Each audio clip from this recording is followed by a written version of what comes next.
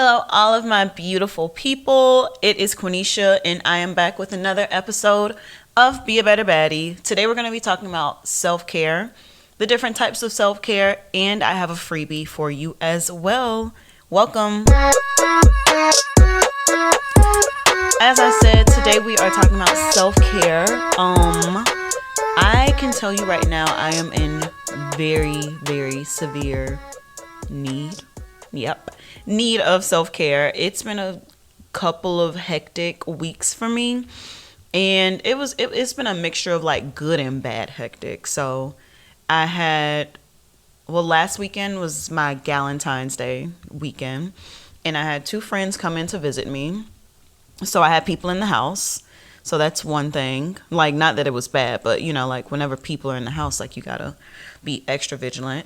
I planned a birthday party for my dog. So he just turned 8. So my baby was out there celebrating, had to get his cake, find his outfit, etc. I had the Galentine's brunch. So that really was the most planning because I had to do decorations. I had to, prepare my house for more people to come over. I cooked, and I was kind of dabbling with the idea of catering or not. I need to look back because I was like, with how many people are coming, is it worth, I don't know. But I do want to obviously continue Galentine's, continue parties in general. But all that. And then it was Super Bowl too, so I went out for the Super Bowl and hung out with some friends. A lot happened at work. My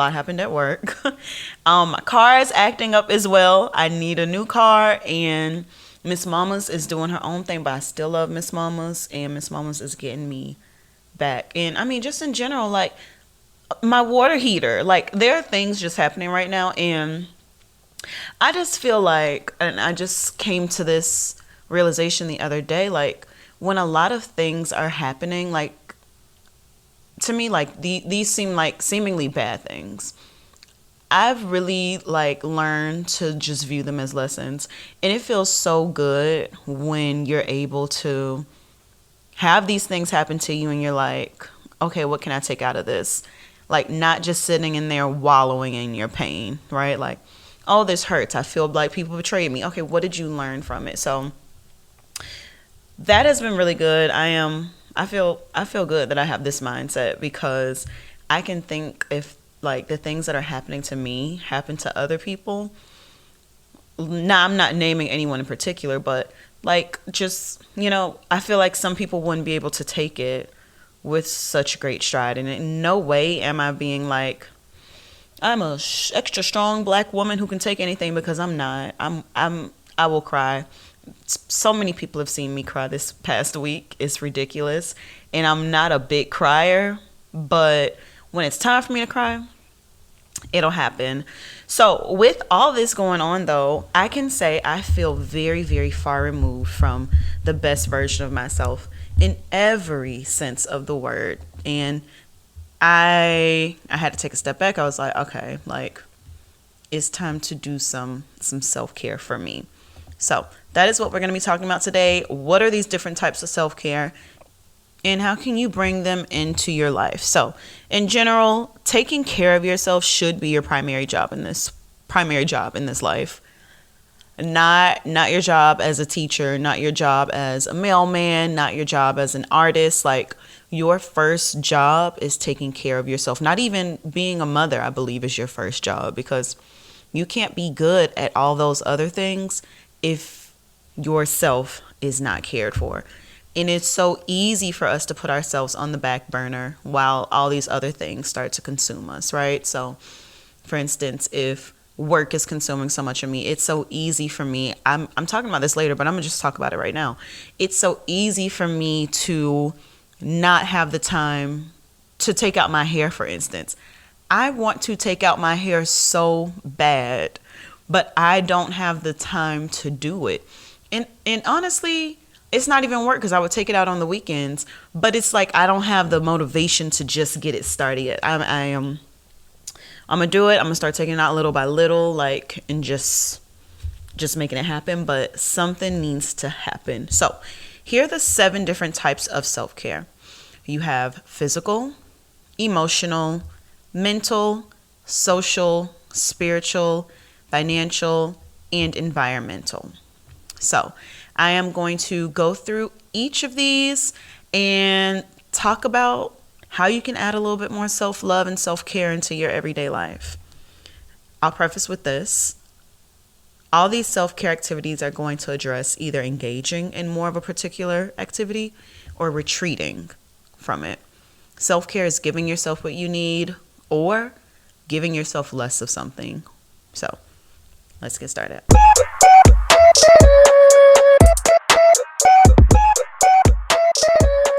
Physical self-care. So physical self-care is taking care of your physical being.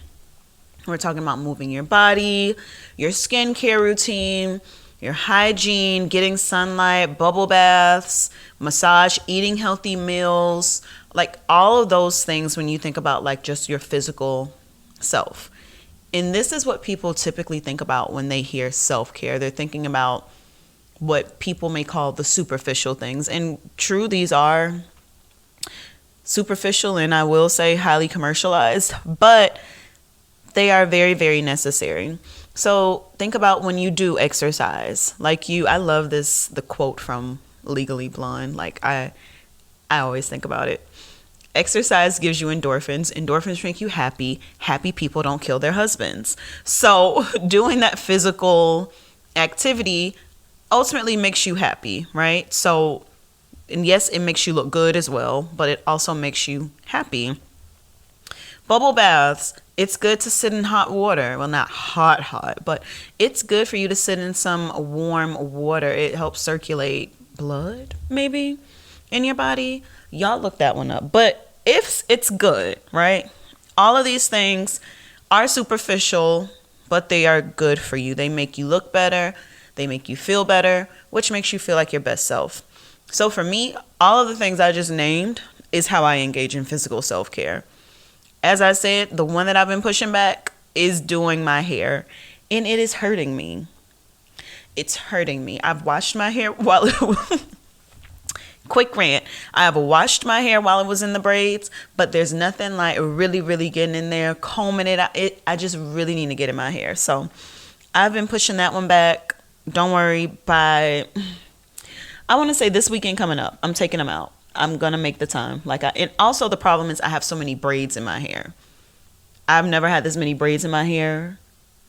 So I need to sit down and really take my time and take my hair out carefully so it doesn't break off. But I'll digress. That is physical self-care. The next type of self-care we'll talk about is emotional self-care. So this is you processing and tending to your own emotions. I tend to take care of my emotional needs by myself, by journaling, talking about them, engaging in some kind of activity. But I will say I feel like the other forms of self-care, including physical that I just talked about, they sort of take care of my emotional self-care because through those activities, I'm able to process or resolve the emotion that I am feeling. But when I think about emotional self-care as well, so if you are not like me and you really hate to process your own feelings, you want to talk to like a licensed professional, that's what I think about when I think about emotional self-care. So going to counseling or therapy. I don't have anything against counseling, therapy, and because I don't do it and I don't want people to think, she's anti-therapy. I'm not. I did try it. I tried it for a few months. I gave it a good run. My therapist's name was Nancy. I don't know if it was just me and Nancy didn't click or whatever, but I didn't feel like I gained anything from it. I felt like I was talking to myself too much, which I was like, I do this anyways. Like, I guess you're here doing the validation part. I don't know. So maybe Nancy didn't do a good job. Maybe I did. I don't know. But from that experience, I do not want to try it. But I do love the podcast Therapy for Black Girls, and they have this resource there that I will link in the show notes, because if you want to try therapy, you can obviously look through there and they will connect you with a Black therapist if you are Black listening to this. So that is emotional self-care. Next is our mental self-care. I go through ups and downs with this one for sure. So our brains need stimulation. That's the name of the game, right? So taking the time to engage in activities that promote stimulation, whether it be resting your brain or using your brain, that's why I find myself needing both. Sometimes I'm like, oh, I need to do something. Like my mind needs to run. Other times I'm like, whoa, brain. You've done a lot. Like, it's time to watch Real Housewives of Potomac and think about nothing. Okay? So I feel like those are the two different self-cares I engage with. So I'm in a career where I need all of my mental prowess.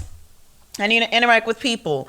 I need to look at data. I need to find trends. I need to think of new ideas, improve ideas. And sometimes it does take a lot out of me. I'm just like, okay. On top of that, I have the audacity to want a podcast where I have to brainstorm content, brainstorm these ideas, plan, organize my thoughts, record it, edit it, post it, promote it, and look at my results to see, did I do good? Should I do something like that better?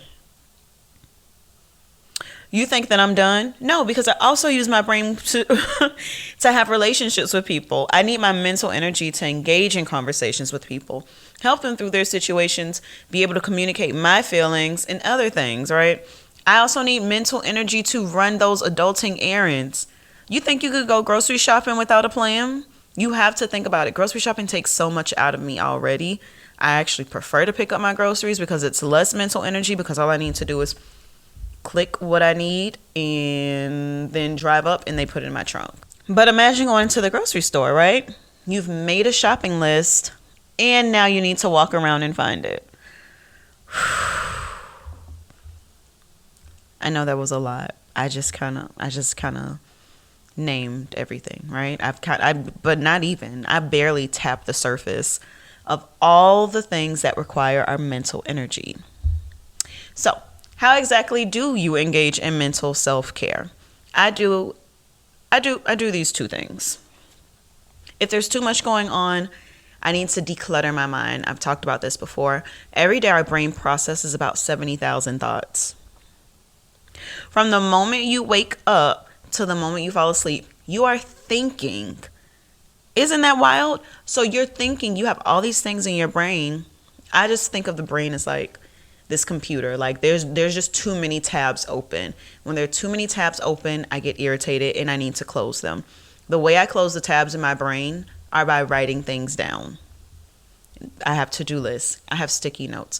I have apps in my phone. Like I am constantly writing things down because I need to get it out my brain, because if I don't get it out my brain, baby, my computer's going to crash.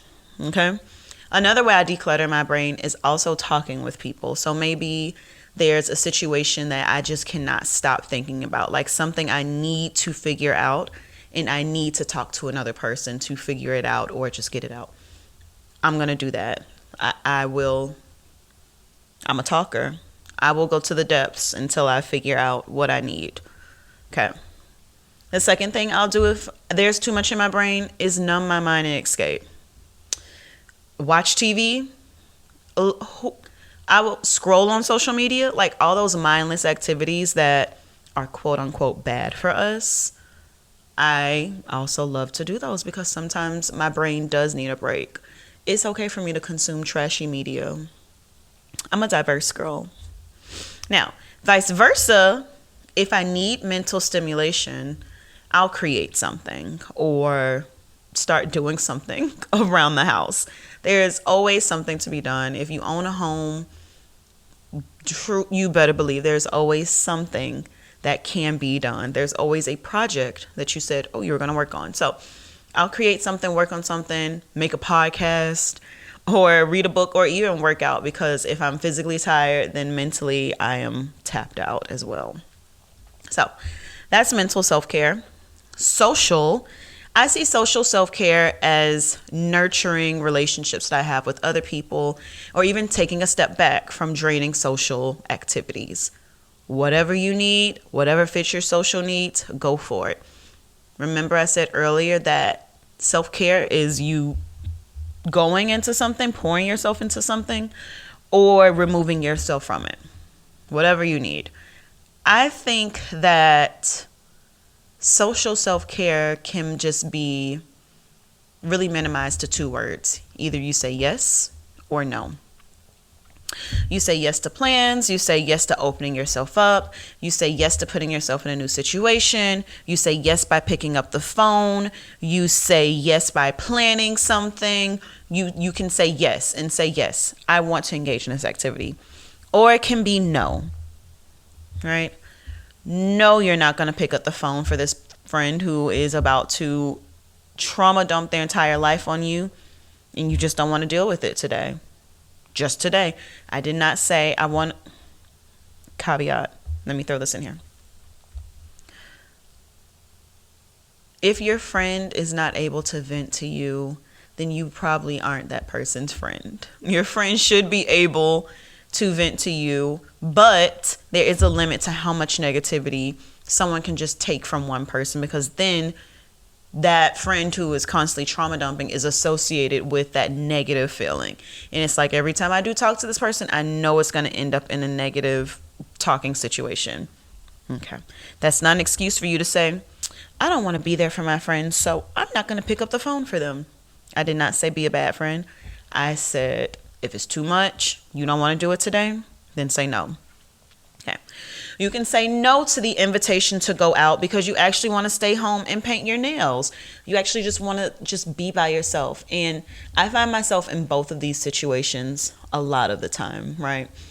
Sometimes I'm just like, my social battery is tapped and I am going back home where I belong with my dog. We're going to watch TV. We're going to just eat some popcorn and chill. Sometimes that's the best thing to me in the world. Other times I'm like, I need to go out. I want to see my friends, or I want to have a party. What kind of party can I throw? So it just really depends on where you are. Okay, so the next type of self-care is the spiritual self-care. Now, everybody has a different meaning of spiritual, of course, right? I believe in God. So when I say spiritual, I mean that plus nature. So when I'm lacking in that connection to God and nature, this is when I'll start listening to more gospel music, reading more Bible scriptures, going to church, and just going outside to exist. Like, being outside is healing. Listening to a good gospel song is healing. Like, it really just makes me feel empowered, and I don't know, it makes me feel like everything will be okay. And I can say that when I need spiritual self-care, it's when something's happening that I just cannot even comprehend or begin to explain. Like if there are communication blocks with people or unexplained behavior from people, when I just really cannot even wrap my mind around why you did that or how you did that, I'm just like, you know what? Let me just recenter myself with the earth. Let me talk to God and I will move on. Sometimes, oh my God, what is the song? I don't know what the song is. I don't know who the artist is, but it's true. Sometimes you just got to let go and let God. Like, especially me being the most logical, problem-solving, strategic person, I can't always. Sometimes it's just like, yeah, it's not for me to understand. If it hasn't been shown to me, it is not for me to understand. So that's spiritual self-care. Next is financial self-care. I think this is my favorite. Whenever I do talk to people about the way I handle my finances, everybody thinks it's weird. I don't have just one bank account. Like, I like to have fun. If I'm bored with anything, I will not do it. I cannot be bored. I'm a product of my environment. But get your finances in order, okay? My finances may be too much for some people to comprehend, but I understand it. So it's just, I have different savings accounts for different things, and I just have multiple accounts. Like, I can't just see one account with all my money in it. That's boring. And It's just I like to have categories, and that speaks to my need to categorize things, I guess. Um, but in this I'm gonna call it microwave capitalistic society because that's what it is. We fall into the trap of feeling like we need to buy everything we see. Baby, when I tell you TikTok had me in a chokehold at one point with, and I've never been influenced, like I've been on the internet for most of my life, right? Watched the YouTube girlies do their thing, watched the Instagram girls do their thing, now see the TikTok girls doing their thing. I've never been influenced by any of the pre-workout or the leggings that my favorite fitness influencers used to push in like 2010 to 2014. I've never bought any of the makeup I saw on YouTube, mainly because I didn't know how to do makeup like that. And I was just like, you get what you get and don't throw a fit. But TikTok, I don't know what it is. When I see something on there, I'm like, wow, I do need that. My life could be enhanced by having that. And it's the fact that I can get it so quickly, right? The person's probably saying, it's at Target. I can get it from Target right now. It's at Amazon. I can order it from Amazon. I don't even need to leave my house. So that's the reason I say it is a microwave capitalistic society. But you, Miss Mamas, needs to be careful, okay? To practice financial self-care, I like to be fully aware of my financial situation. Banking websites have all these like tools and things where you can see like nice little charts of like where you spend your money and how you spend your money, what time period, like the categories. I love to just look at those sometimes. I said sometimes I look at them. When I say sometimes, I mean I look at them pretty regularly. And it helps me gain a better sense of my habits and my patterns, and it helps me make better habits, boundaries, and goals. So make sure you do that regularly. Go onto your banking website, see where they can like help you look at your spending. Like I know Bank of America and Chase has it. I'm not sure about other banks, but they always have these nice little pie charts, and it's nice to see. I'm like, what did I spend? Why did I spend that much? And especially when you do it at the end of the year, like knowing what your salary is or how much money you made that year and see how much you like spent, it could be a real shocker. It could be a real shocker, sweetie. So do that. I also feel like a lot of self-care in itself is removing anxiety and unknown from your life, right? So having to practice financial self-care is you removing the anxiety and the unknown around money. So do more financial learning so you do learn more about what you don't know about money itself. And it doesn't necessarily need to be investing, real estate or anything. It could be as simple as saving. Like so many people don't have savings accounts, So learn more about what you don't know.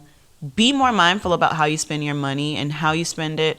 Paying your bills on time is financial self-care, because if you feel safe in your own house after you've paid the bills, and safe as in you'll have running water, heat, lights, etc., you will feel better. And I think one self-care activity that we don't talk enough about is making more money. I know I just said that this is a capitalistic society, and it is. So learn how to live in it. Make more money. Like, especially when you want something that you can cut. Like, you can cut, you can save, you can budget, but you can't really out-budget the inflation. You can't, to a certain extent. So you have to make more money. And that is a form of self-care too. Making more money so you can be the best version of yourself, because you can afford to do the things you really want to do, and you can be you. Okay? It's all about discovering what you need and then putting it into action. One more financial self-care action is altering your mindset around money. I saw this on TikTok the other day, and I was like, it's a simple concept, but sis was really onto something. So She said to view money as a tool and a resource, something you use to make moves. So think about it. Gas is a resource that we use to fuel our cars. We use our cars to get around, to get us everywhere. Social activities, work, church, travel destinations, etc. Gas is that resource that we need to make the moves that we need to do. Money is something that you trade and it circulates, and use it as a resource to get the things that you want, to do the things you want. Just using it as a resource. So not thinking that I need to constantly hoard this money to make progress. Like, no, I'm going to trade the money for this thing that will make me feel better. I'm going to trade the money for the personal training, because the personal trainer ultimately makes me feel good, because it's motivating me, giving me more of a reason to work out, helping me learn more about working out, etc. So it's, I guess, thinking of it as an investment. Yes, there is a certain amount of privilege that comes, that one must have to even view money in that way. I understand that. But if it works for you, it works for you. And then our last type of self-care is environmental self-care. Have you ever looked around your house and said, this house isn't giving anymore? This house isn't giving what I need it to give. Now, I want to add this in here. Don't say your house isn't giving what it needs to give because you've seen somebody on Instagram with blank white walls and gray furniture and nude paintings all over their house and you want it. No, you're copying someone else. Follow your desires. So, if you ever looked around your house and said, this house is no longer giving, you probably need to engage in some environmental self-care. Think about all the environments that you spend time in. All the different parts of your home, your car is an environment, your workplace, like all those different places where you spend an extended period of time in. Those are your environments that you should put some care into. Spending time in places has an effect on your mood, and honestly more than your mood, your total being. So definitely take the time to make those environments more conducive to your success. And it's not about just making them aesthetically pleasing, but making sure that also the places are clean, making sure that they are safe. So taking your car to get its maintenance is a form of environmental self-care, because your car is an environment that you spend time in, right? You drive to and fro everywhere in it. Make sure the car doesn't break down on you while you're out, right? Make sure that your car has gas in it. Make sure that you're picking up the trash out of your car, because you don't want to be sitting in a dirty car transporting yourself from one place to another. Okay, so make sure it's enjoyable, because it's going to positively impact your mood, your habits, your productivity, your mental and emotional state, everything in between. Practicing practicing environmental self-care for me really looks like maintaining a clean environment. So things being cluttered really, really messes with me, and I feel the physical clutter then adds to the mental clutter, and then I feel unmotivated, I feel distracted, and there are a lot of things that I can't do. I also it also means making my places aesthetically pleasing to me, following my own taste. So my home decor is not everyone's cup of tea. And that's what life is supposed to be. Everything is not supposed to be everyone's cup of tea. If it is, I don't know. And then making sure that I'm comfortable and I'm safe. Do I have a broken window or not? Like things like that. So look around your environment, see what's going on with you. So just to recap on our 7 types of self-care. And again, I didn't say this anyways. You can find it in the freebie. There's physical, emotional, mental, social, spiritual, financial, and environmental. Okay? So that is all for today. Remember, taking care of yourself is an essential part of living a healthy and fulfilling life. By engaging in self-care activities, you're improving your physical health, reducing your stress and anxiety, improving your relationships, and increasing your productivity. Make sure you take the time to prioritize you, yourself, and your well-being. If you like this episode and you want to start thinking about how you can incorporate these different types of self-care into your life, then open up those show notes down there and claim your freebie. So I've created this mini self-guided self-care reflection that includes all the different types of self-care I outlined today. It has some reflection questions to help you think about your current self-care routine and how you want to create your new self-care routine. So don't leave without downloading that. All the other links that I mentioned are going to be found in the show notes as well. Thanks for tuning in, and I will see you guys next time. Bye.